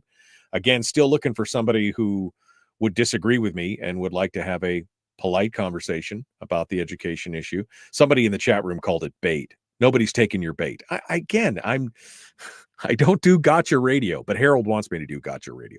But I don't do gotcha radio. If you want to have a conversation, we have a conversation. Maybe you can convince me. I don't know. But anyway, 319-527-3864. Terry's calling from the Matsu. Terry, what is on your mind today? Well, you were just mentioning reading and outcomes and whatnot again. Yesterday when Kronk was on the show, he mentioned that after getting out of college and having his first job, he had to hire two people to teach him how to teach students to read.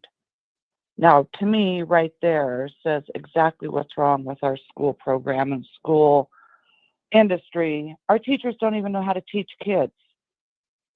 So, yeah. I wonder Well, screwed yeah, up and have the lowest. Yeah, no, I in mean, our I state heard scores. that, and I thought, okay, if you're going to go to college to become an educator, a teacher, especially of younger students, because there's specialties, right? There's specialties in early K and then mid K and then high school. There you can specialize, but I agree with you that I thought that was a little weird. We didn't have time to really dive into that, but I thought, why wouldn't you, if you're going to be a K through 6 teacher, why wouldn't one of the specialties that you're taught is how to teach? Because teaching is, it is. I'm not a very good teacher. I've discovered that over the years, that while I can do many things and I know how to do many things and I can teach myself to do things, a lot of times I have a hard time passing that knowledge on to other people, new employees, my kids, things like that. It's something I've struggled with, and I understand that. So teaching is not an automatic thing. Like, you may have the knowledge, but you don't know how to impart that to other people. So it's a learned skill for sure. But if you were going in to be a teacher, especially in early K through 1 through 6, kindergarten through 6th grade, whatever, you would think that would be a core component. How do you teach them to read? How do you teach them to write? How do you teach them to do basic math? Those are the 3 big principles that everything else is based off of. So yeah, I thought that was a little weird. Why would you have to have specialists come in to teach you how to teach? Isn't that what you just spent 2 or 4 years of college learning how to do? Wouldn't that be like one of the core cornerstones of of what you would learn? Well, you'd certainly think so, and I literally about fell out of my chair when he said that. So, to me, that was just like the light bulb going off. That's what's wrong with our education system. Our teachers don't know how to teach. Anyway, that was all I had to say about that. All right, Terry. Well, thank you. So thank you for calling in and sounding off. I mean, I don't know if we can paint every teacher with a brush of saying that they didn't know how to teach. And he was talking about something specific, but it was a little odd. Of all the things to not be able to teach, okay, great. Maybe you need to learn how to teach, I don't know, social studies or history, but to not be able to teach how to read, how to write, and how to do basic 1 + 1 is 2 math, those you would think would be core components of any educational ticket, any discipline or any certificated program that would require you to be a teacher. You think that would be a cornerstone? In my mind, it would be. It would just make sense. I did think that was a little weird. So thanks for bringing that up, Terry. I appreciate it. Again, the number to call is 319-527-3864 if you want to sound off. All right, let's talk a little bit about Lisa Murkowski. So first and foremost, we had this story from 2 or 3 days ago where Murkowski, who had been relatively silent overall in her voting on the nominations for Donald Trump's cabinet picks, and been kind of a questionable unknown. Her name was mentioned many times over the last 10 or 15 days by national news outlets and pundits asking where she and Suzanne Collins were always like hand where are Murkowski and Collins go? What are they going to do? That'll be a big. Well, she cleared that up. She said, like I said, about 3 days ago, she said she would vote to confirm Tulsi Gabbard as the director of national intelligence for President Trump.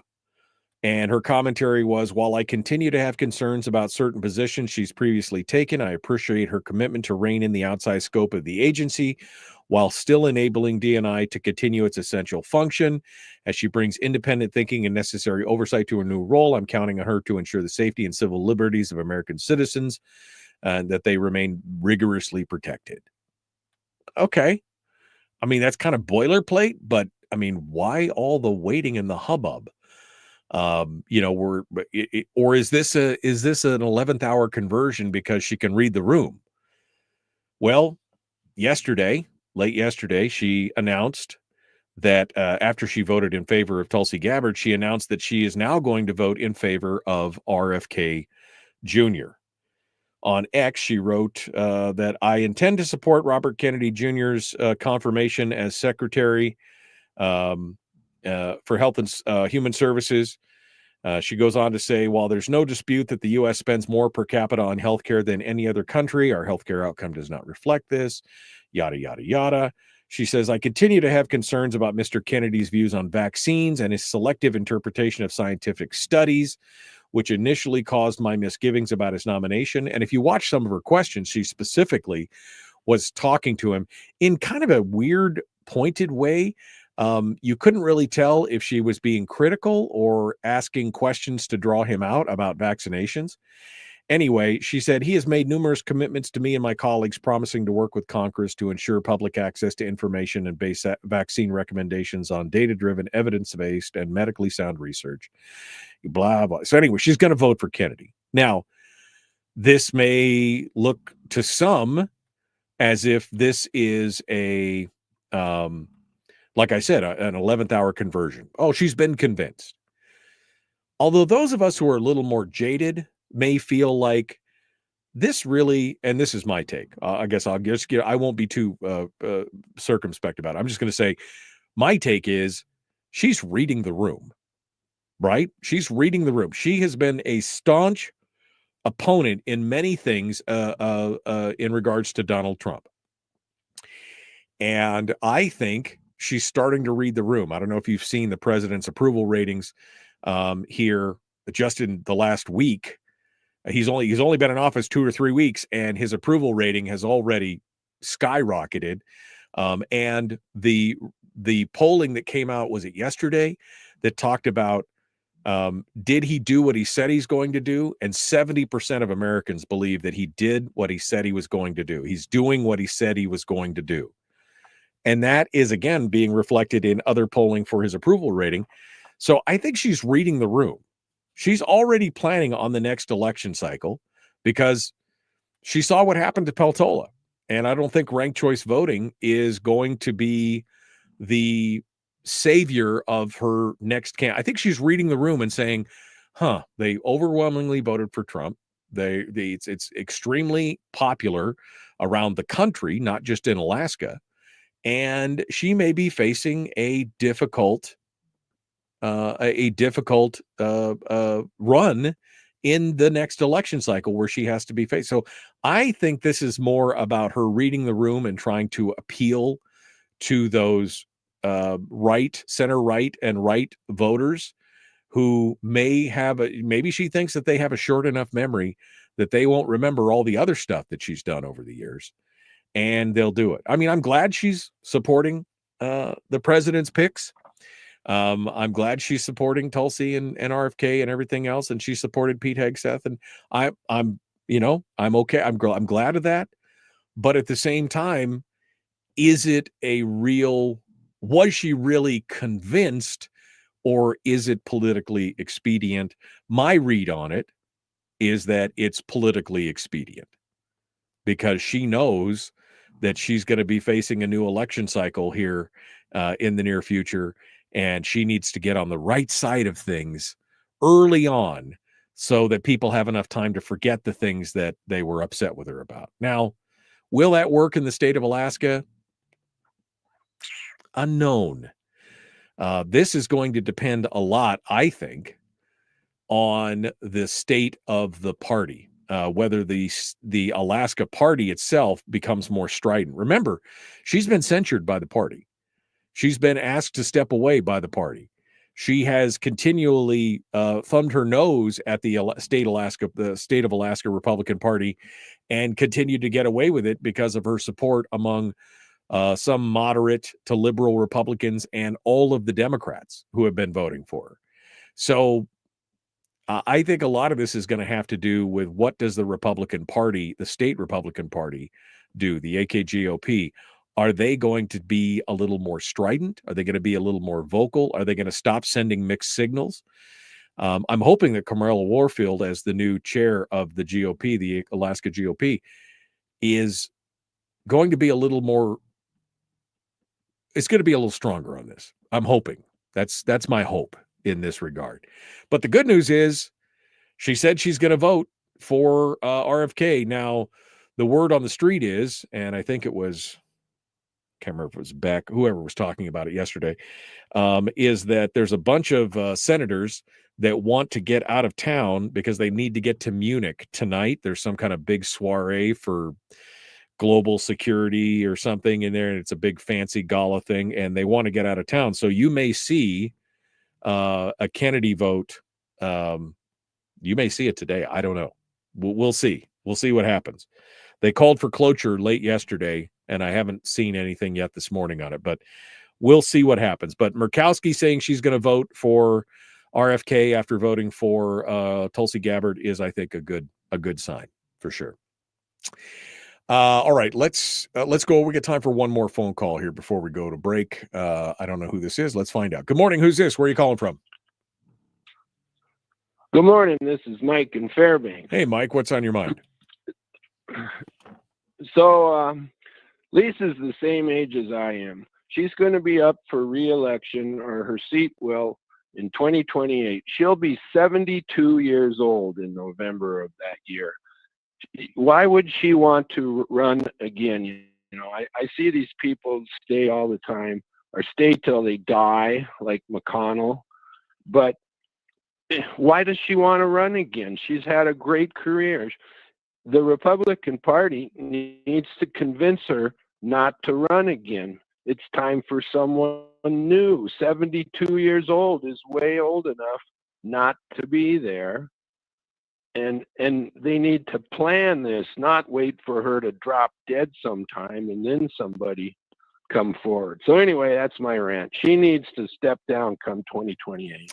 Well, I mean, look, I don't think it's any surprise. I mean, Don Young, he died in office. He was in his 80s. We've seen many times where people, especially from smaller states, if they've got a lock on it, they'll just keep going. Bob Byrd. I mean, there's been a bunch of them who have been into their 80s.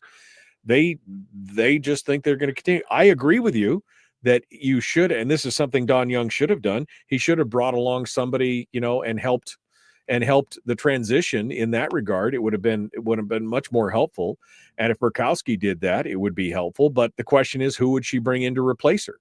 She's not going to she's not going to help stand up a real conservative in that area, because she's not a real conservative. She is a moderate to left center Republican.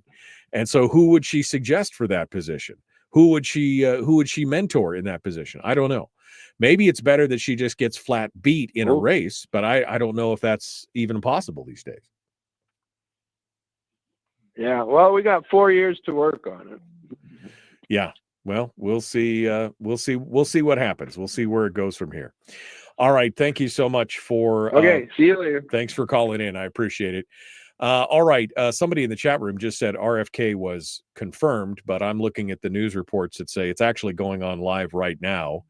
That the vote is supposed to is apparently taking place right now. So I don't know if it's where it would go. Let's see, 58 minutes ago, Kennedy's confirmation.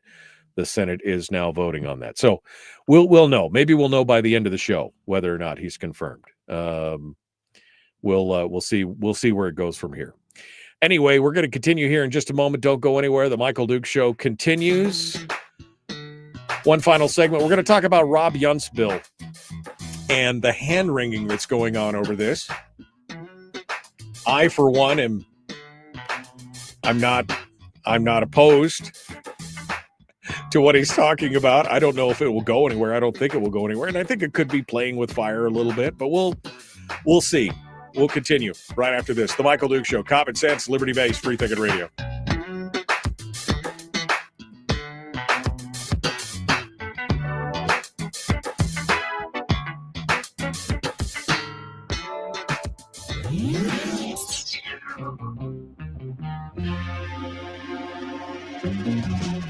Running on 100% pure beard power. Oh, also some coffee. We dip our beard in coffee. Ha, nice beard. The Michael Duke Show.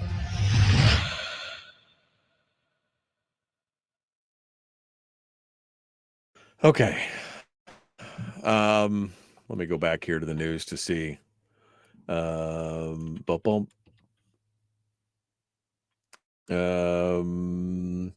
Live count 1 hour ago, 14 minutes. Okay, 14 minutes ago. He was confirmed. 14 minutes. I was looking and all the stories were like 58 minutes old, but now the Times of India, of all places, being pulled up on Google.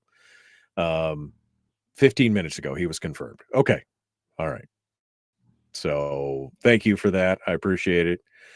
All the stuff that I was looking at was telling me that it was about to happen or that it was happening, but we'll see where it goes. I mean, it's good. It's good. I'm just saying, confirmed as health secretary. Yep. So 12 minutes ago, he was approved. 52 to 48. 52 to 48. Mitch McConnell continues to buck the party line. McConnell has voted against RFK. He voted against Tulsi Gabbard. He voted no on Pete Hegseth. Interesting. Now Kash Patel's nomination to the FBI directorship is now moving forward. They moved him out of the Judiciary Committee on a 12-10 vote, and he'll be before the full Senate. I don't know if that's going to happen today or not, but we'll see what happens there. Okay, let me go back to the chat room to see what's going on. With what Elena says, with what Murkowski has had to say about Trump, she's definitely reading the room, and she is definitely hearing from her constituents about how upset they are. It's so cute, Elena. It's so cute that you believe that she really cares what her constituents say. I'm sorry. I'm not trying to be condescending, but it's so cute that you think that she really cares about. I mean, I definitely think she's reading the room, but I definitely don't think she cares about what the constituents say. I really don't. I think it's more about reading the room. Tyler says, if the last few elections have taught us anything, most Alaskans are uneducated on who or what to vote for. They recognize the name and check the box. Yeah, I agree. Brian says Murkowski is going to have to pull a rabbit out of her hat, and if there aren't piles of money that she can dole out as projects or bribes, she's going to be in trouble. I would love to agree with you. But again, habit force is a bitch. Habit force is tough. And that's what we're dealing with is habit force. People have voted for her. They've always voted for her. They know the name. There's a lot of that. Feinstein was in her 90s, Ron Kellum said. Well, how old is Pelosi? She's in her late 80s, isn't she? Yeah. I'm scrolling through here. Hopefully they will do cloture on Patel Cash. The link. Glitch McConnell, the only Republican no vote. Glitch McConnell. That's a great nickname. I love that. Trigger warning, says Ben. Someday Alaskans are going to have to grow up and be responsible for their own state spending decisions. I mean, that's a spoiler alert right there. Spoiler alert. One day we're going to have to pony up for what we're doing. That's just what it is.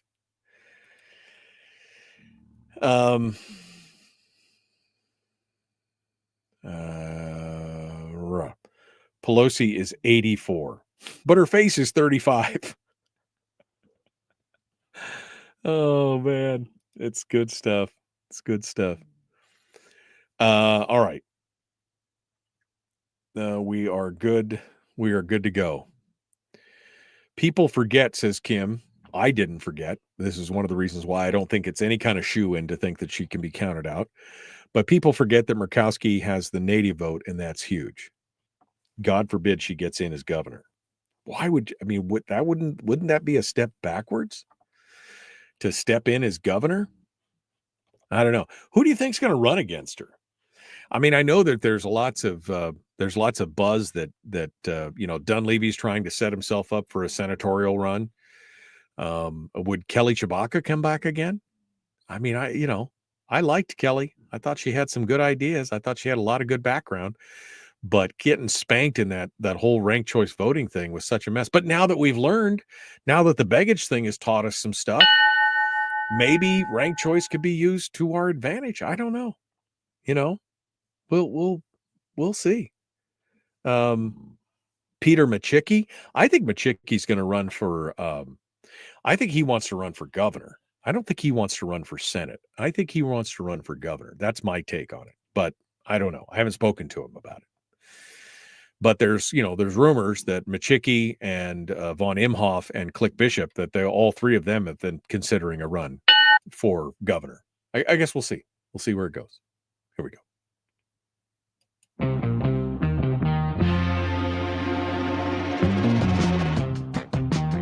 The Michael Duke Show. Seriously humorous with a pinch of intellect. Sorry. That is humorous. Here's Michael Dukes. You guys in Fairbanks, you came back early. I got panicky and I pushed the button. So now I got to push the button again. Just letting you know. Sorry about that. Here we go. The Michael Duke Show, proudly splitting the left versus right dichotomy. Yeah, I had to look that word up too. I don't think it means what he thinks it means. There he is, though. That guy, Michael Dukes, the one with the show. Okay. I got panicky and I pushed the button early. So Fairbanks got to hear me twice. Hello, my friends. Welcome back to the program. Final a segment of the show for today. The fastest 2 hours in radio. It really is. It just feels like, boom, you're gone. It's good stuff. Welcome back to the show. Thanks for coming in and joining us today. Phone lines are open for this final segment, so if you guys want to have the last word today, feel free to call us up. And we've been talking about education. We've been talking about Lisa Murkowski now and her votes on the confirmation hearings. And more. So it was confirmed. I did confirm it during the commercial break at 15 minutes ago at the bottom of the hour. Our RFK Jr. was confirmed as the Health and Human Services Director. And so he's in. That just leaves Kash Patel as the last major, I think, appointment that is really contentious. There are a few other ones, but the Kash Patel one is big. But it has been forwarded out of the Senate Judiciary Committee on a vote of 12-10, and it will now move forward. The question is, will they vote for cloture? Will they get it done today? Will they? And again, as I was mentioning earlier, there's like apparently 7 or 8 Democrats that want to head to this thing in Munich, and they're burning daylight. They need to get going. So we'll see if the Kash Patel vote comes up today. But that'll be like the last major contentious one, I think, of all that I can think of all the ones out there. But we'll see. We'll see what happens. But Tulsi Gabbard, RFK, both across the finish line. Kash Patel will be the last one. Although I did find it interesting that there were some analytics that were thrown around yesterday. I think Glenn Beck was talking about it, and one of the other, I think, somebody had an article about it, saying that the Google searches in the Washington D.C. area had skyrocketed for the Google search for criminal defense lawyer in the DC area had tripled the rate at which it was being Googled in the rest of the country, something like that. And I just thinking, and people were saying that's because Kash Patel, if he gets in, he's talking about radical transparency and a lot of this other stuff. And I just had to, because if that's true, I mean, if that's what's really going on, there's a bunch of people out there going, oh, criminal defense lawyer. I need one now. If that's what's going on, it's fantastic. It's absolutely fantastic. That would make me so happy at that point. All right. Well, let's go back to this last topic here that I have for today. And that is some of the hand-wringing that we're seeing going on over Senator Rob Yunt. Now, he struck me. I've only talked to Rob a handful of times. But he struck me as one of those guys who kind of goes, who does what he thinks is right kind of thing, goes his own way. And that was kind of my initial impression of him, that he wasn't going to necessarily toe any particular party line but he was going to do what he thought was right. And apparently he has done that, and he surprised a lot of his fellow Republicans. Suzanne Downing over at Must Read writes this article. Now, Must Read is a Republican, outlet. It used to be the Republican newsletter, right? And then it started to become its own news site. And it's got a lot of good stuff on there, but there's definitely a pretty heavy Republican slant on there. Not that that's bad. It's just, you know what you're getting. But just some of the phrasing in this it cracks me up. Newly minted Senator Rob Yunt of Wasilla surprised his fellow Republicans when he submitted his first bill, and it was a tax increase. They go on to talk about the change to the tax law, the corporate tax law. This is about the Hill Corp thing, because Hill Corp is an S Corp. I thought it was an LLC. Whatever it is, it's not being taxed at the same rate that the other oil companies were. And this was an attempt to change the tax designation in the state of Alaska to capture, I think Brad Keithley was up to $100 million a year in extra revenue that would come in if they were taxed the way the oil companies have been taxed. She goes on to say, Yunt's bill threatens to destabilize the oil industry in Alaska. Many conservatives are livid, according to Must Read sources, that Yunt effectively sandbagged his Republican colleagues by not having a conversation with them first. And then goes on to compare him to Bill Wielechowski, who says he's pleased with this because Wielechowski's been wanting to do this for a long time. It's interesting that, again, it goes back to this whole they get into the details of how it changes the tax categories and makes it a path through and everything else. The Republican caucus said, the Senate Republican caucus said the Republican minority they gave a statement, and it was measured but pointed. It said, they are a non-binding caucus, meaning our members are free to pursue policy proposals that align with their constituent goals and personal values. While Senator Yunt is a valued and respected member of our team, the entirety of the caucus does not align with the proposed legislation. Okay, so again, I was not shocked that this came out. Now, am I in favor of this? Not really. Not really. I think that there's some danger here in drawing all S Corps into the state of Alaska into the same web that you're getting with the C Corps. But at the same time, I just don't think it's going to go anywhere, because you'll remember Kathy Giesel attempted to do this in the last go around, and Hill Corp got up and pointedly made some some very veiled, well, I don't even know if they were veiled. They were kind of basically, it's like, hey, nice gas patch you have there in the Cook Inlet. It'd be a shame if we stopped spending money on exploration. That's essentially what they said, in testifying against the bill. It'd be a shame if we just stopped investing in exploration and just kept pumping whatever we had left and then stopped. Because Hillcorp has a virtual monopoly on the Cook Inlet. I mean, you got Hex and you got Fury, but neither one of them has got a substantial amount of gas, and one of them doesn't have any gas. They're still looking. They're still exploring. Meanwhile, Hillcorp's got the world by the tail there. And now with the discussion about Harvest, which is a subsidiary of Hillcorp, purchasing the Marathon plant down in Nikiski, the export plant that's going to become an import plant, they'll have even more power. So do I think that this is really going to go anywhere? No. Was it smart for Yunt to put forward a plan like this that probably doesn't have much of a chance of passing? I don't know. I mean, the Democrats will probably all be behind it. What will it change? I don't know. Will Hillcorp follow through? Maybe, possibly. I don't know. But I just find it interesting that the first time that somebody proposes, and this is kind of Ben Carpenter. Ben Carpenter got kind of crucified by some of his, not all of them, but by some of the folks out there when he suggested a sales tax as part of a larger plan. I want to say it wasn't a standalone sales tax. In fact, I would say probably without fear of correction that was one of the reasons why he lost the election, is because his opponent singled that out and painted it as if he was suggesting just to have a sales tax, again, ignoring all the other components of what he actually proposed. But a lie oft repeated becomes the truth, and that's what people perceived. But this is the thing. This is why Alaska is going to have a problem moving forward, because anytime somebody talks about any kind of tax, they immediately get the hell kicked right out of them.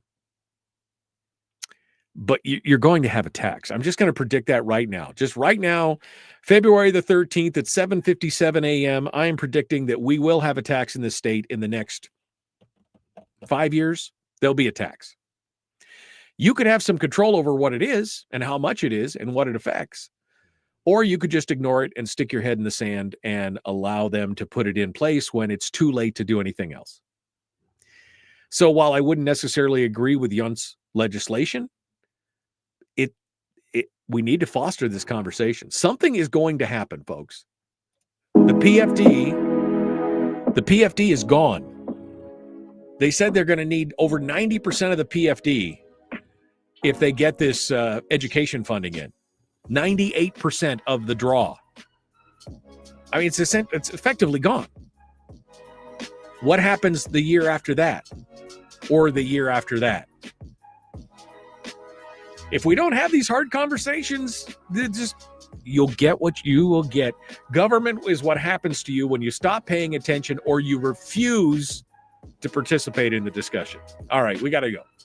Tomorrow's Firearms Friday. Chris Chang, Willie Waffle, The Michael Duke Show.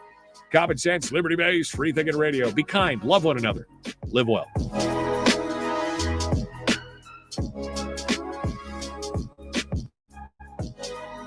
Okay. More. Tomorrow is Valentine's Day and Firearms Friday. Ooh, that's a match made in heaven, isn't it? That's a match made in heaven. I'm scrolling back upward to see, see where, if I missed anything. Conservative. How about ammo? Jeannie says ammo makes a good gift for Valentine's Day. How many guns do you need? Just one more. The Linda McMahon pick for education is going on now. I guess that is a contentious one. You're right. Thank you, Kim, for hooking me up with that. I forgot about that. Let's see. That's it. PFD, there you go. Is there a Republican minority bill to cut education or Medicaid spending? No. Then say goodbye to the PFD and hello to an income taxes ban. I mean, Ben and I are on the same page here. This is exactly it. Yeah, we'll see. It's crazy. Tyler said, I'll literally just jump onto the I'm out of here bandwagon. Like you're out of here on the show or you're leaving the state. Be careful what you say there. You know, I'm just careful what you say there. All right. Well, we gotta go. I don't know why that's so loud. It's weird. Okay, we're gonna continue tomorrow. Thank you for coming on board. And we will see you then. Be kind, love one another, live well. The Michael Duke Show, Common Sense Radio.